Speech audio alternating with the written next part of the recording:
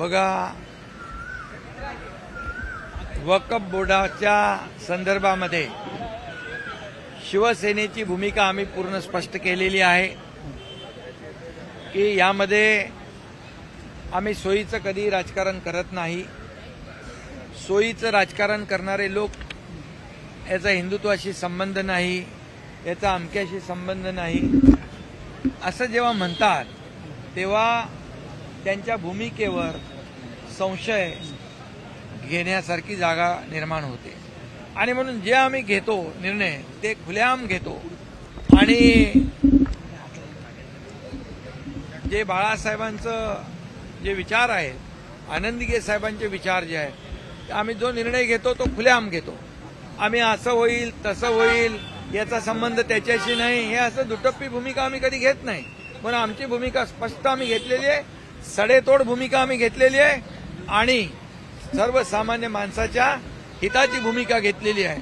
आणि म्हणून काही मुठभर लोकांच्या हातामध्ये हे जी काही वक्फ बोर्डाची प्रॉपर्टी आहे ती ठेवण्यापेक्षा त्या समाजातल्या बहुसंख्य लोकांना याची सुविधा मिळाली पाहिजे. शाळा झाल्या पाहिजे, कॉलेज झाली पाहिजे, हॉस्पिटल झाली पाहिजे.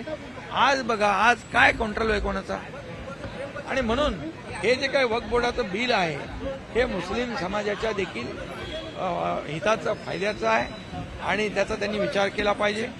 आणि जे आता भूमिका तुम्ही सांगितली, कोणी घेतली ती? काय म्हणतात?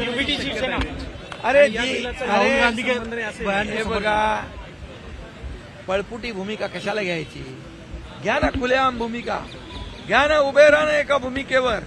तुम्ही हे सगळ्या गोष्टी ज्या आहेत, जेव्हा फायद्याचं तेव्हा धरायचं, जेव्हा तोट्याचं तेव्हा सोडायचं.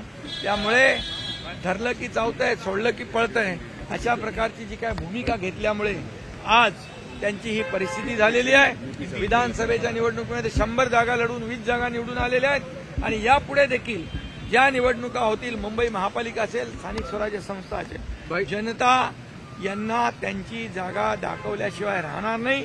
हे आता बघायचं आहे की बाळासाहेबांचे विचार त्यांची भूमिका घेऊन पुढे जात आहेत की राहुल गांधी हे सांगतायत तसं करतायत.